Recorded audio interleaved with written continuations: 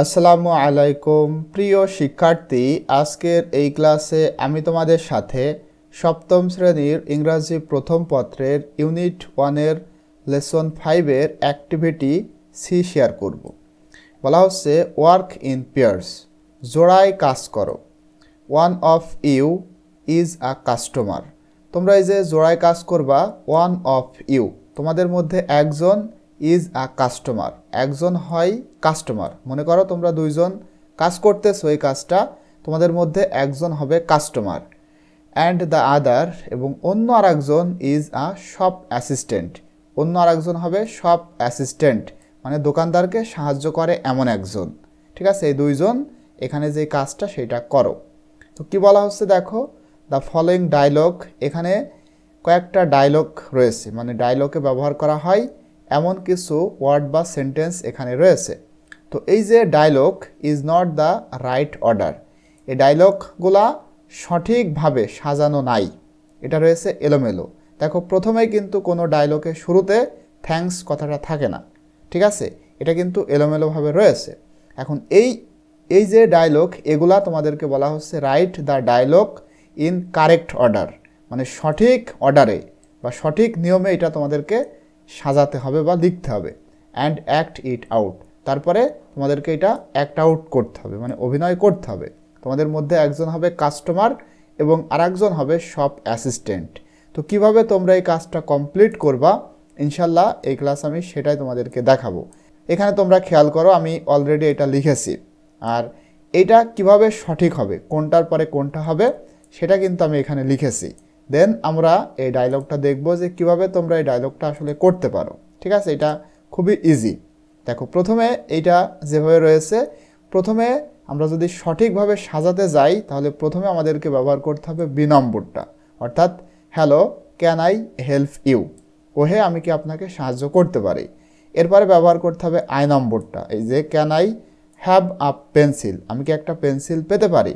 এরপরে ব্যবহার করতে হবে এফ নম্বরটা, ঠিক আছে, শিওর, এনিথিং এলস, নিশ্চয়ই, আর অন্য কোনো কিছু।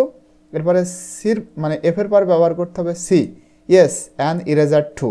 হ্যাঁ, কীভাবে তোমরা এটা করবে আমরা কিন্তু এটা লিখেছি, ঠিক আছে। দেখো সি এর পরে তোমাদেরকে লিখতে হবে ই নম্বরটা, হেয়ার ইউ আর, এটা। এরপরে লিখতে হবে এইস, এইসে রয়েছে হাউ মাস।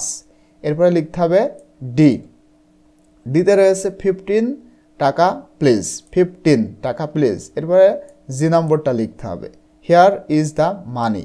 ফাইনালি এ নম্বরটা লিখতে হবে, এই যে থ্যাঙ্কস। ঠিক আছে, তো এখন আমরা কিভাবে এটা ডায়লগের মধ্যে লিখতে পারি। আরেকটা কথা, তোমরা যারা উপরের ক্লাসটা করোনি, এখানে কিন্তু গুরুত্বপূর্ণ তোমাদের একটা ক্লাস ছিল। ঠিক আছে, এই যে দেখো লিসেনিং টেক্সট 1, এটা শোনার পরে এখানে একটা লিসেনিং ছিল, সেটা শোনার পরে তোমাদের এই প্রশ্নগুলোর উত্তর করতে বলা হচ্ছে।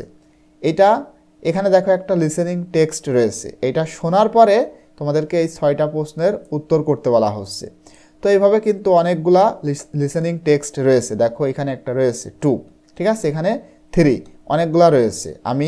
তোমরা হয়তো অনেকেই এই যে লিসেনিং টেক্সট এখানে কি রয়েছে সেটা হয়তো অনেকেই জানো না।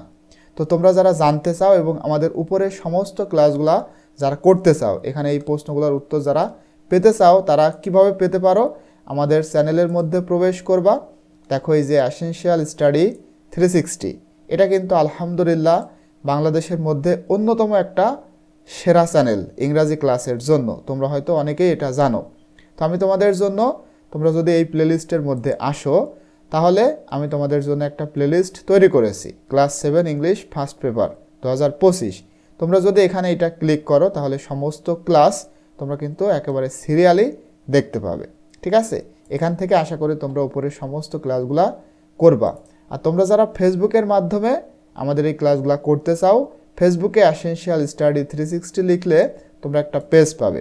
তোমরা আমাদের এই পেজটা লাইক এবং ফলো করে রাখবা, তাহলে তোমরা এখান থেকে ভিডিও দেখতে পাবে।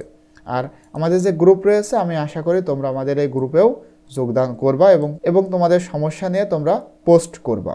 তো দেখো আমরা এখন এটার যে কাজ, মানে এই যে ডায়লগ, সেটা আমরা দেখি। দেখো কিভাবে তোমরা এটা অ্যাক্ট আউট করবা। তোমাদের মধ্যে একজন হবে শপ অ্যাসিস্ট্যান্ট, সে বলতেছে hello can I help you, আমি কি আপনাকে সাহায্য করতে পারি। দেখো প্রথমে বসেছে বি নম্বরটা, অর্থাৎ এই যে এইটা, ঠিক আছে, এটা ছোট হাতে দিই 2 নম্বর। তখন কাস্টমার যে হবে কাস্টমার সে বলবে can I have a pencil, আমি কি একটা পেন্সিল পেতে পারি? তার মানে সে বলতেছে আমি কি আপনাকে সাহায্য করতে পারি, তোমার একটা পেন্সিল দরকার, তুমি বলতেছো আমি কি একটা পেন্সিল পেতে পারি? তখন শপ অ্যাসিস্ট্যান্ট সে বলতেছে শিওর, অবশ্যই, এনিথিং এলস, আর অন্য কোনো কিছু, মানে আর অন্য কোনো কিছু কি লাগবে? তখন কাস্টমার বলতেছে ইয়েস, হ্যাঁ, অ্যান ইরেজার টু, একটা ইরেজার মানে মৌসনি, যেটা দিয়ে পেন্সিলের কালি মৌসা হয় মানে মুসা হয়, সেটাও লাগবে। তখন শপ অ্যাসিস্ট্যান্ট বলতেছে হিয়ার ইউ আর, সেগুলা দিয়ে বলতেছে এই নিন, ঠিক আছে, এই নিন।